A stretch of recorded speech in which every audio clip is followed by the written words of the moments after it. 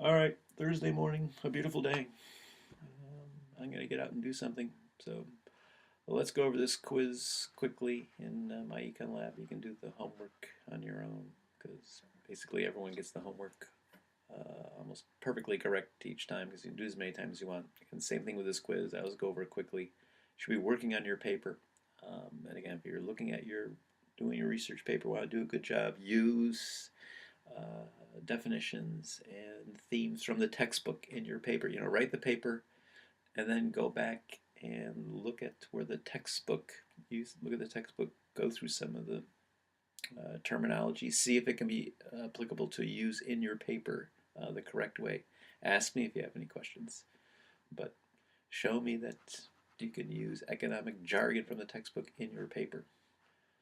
So anyway, actually, let's show this problem. I don't want to do a completed problem. Let's do this one. An expansionary fiscal policy. So question number one in this quiz. An expansionary fiscal policy. Again, this is basically where the federal government's going to spend more, right? So stimulus program, like the president's 2009 stimulus package, because the economy is going down. So again, we're going to shift aggregate demand. And again, there's going to be a question on the final looking at aggregate demand, aggregate supply. And there'll be some scenario. Which is it moving? Is it moving aggregate demand or aggregate supply? Which way are they going, left or right? So here, again, an expansionary fiscal policy, the federal government is spending more. Again, this is going to shift aggregate demand. This is a good thing, well, depending on how you look at it, to the right. Right? And again, if you draw this graphically, you can see, again, how does it affect quantity and prices. So again, this could have inflation. It could raise prices, maybe too much. Maybe it'll be harmful in the long run. This is some of the questions we have today. But it will increase real GDP. Again, this puts people to work. So should we be doing this during a recession is the big debate. Next question. Let's see. Time taken by policymakers. And again, this is some of the points that a non-activist will point out how the government should not be involved in an economy. So the time taken by policymakers to recognize an economic problem and pass a law, it takes a while. That is known as inside lag, because it's the policy still being fomented. When the policy is actually introduced and it takes a while to take an effect to work its way through an economy, that would be an outside lag. So again, this is, I would, if I'm doing the essay question on activists versus non-activists, you have to use these inside and outside lags as one of the reasons to be a non-activist, and the government shouldn't be involved in running an economy, trying to fine-tune an economy. All right, next question. Which of the following is one of the primary sources of the federal government revenue? So this may be a different answers depending on the question you choose. Sometimes it's the personal income tax, but here there's no personal income tax that we all should have had in by last night.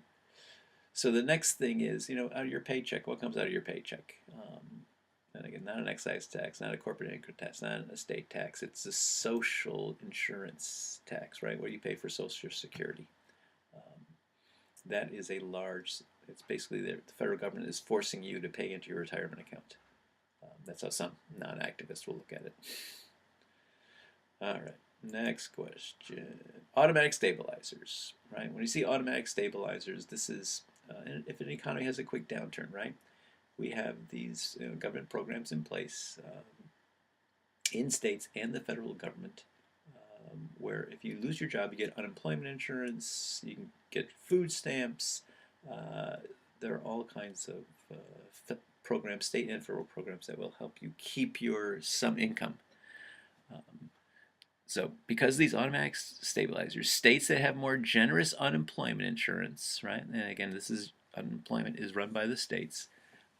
So again, if they have more generous unemployment, people can keep almost not quite the same wage they had before they got fired, but a higher percentage of their wages. They will have a smaller fluctuations in output because again, people still get a large part of their salaries, so they can still be able to spend and keep the economy going. Um, fine. Let's see. I got one more here. The U.S. economy witnessed federal budget surpluses. This is when you were little kids. In the early 1990s, all right, in the late 20th century, because basically the Cold War ended and we spent less on the military.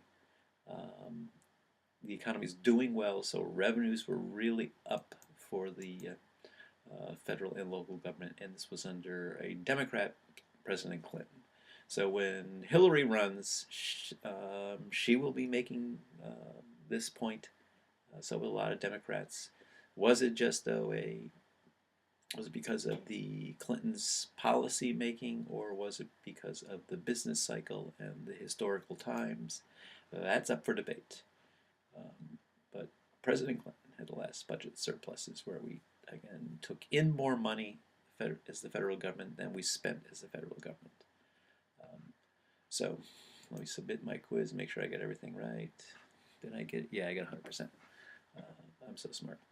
So again, work on your research paper. You should be looking at newspaper articles, trying to collect some data. If you have any questions, if you're looking for some opposing views, ask me, email me. I will get back to you with some sources. So, fine. Have a nice weekend. Looks like it'll be a nice weekend.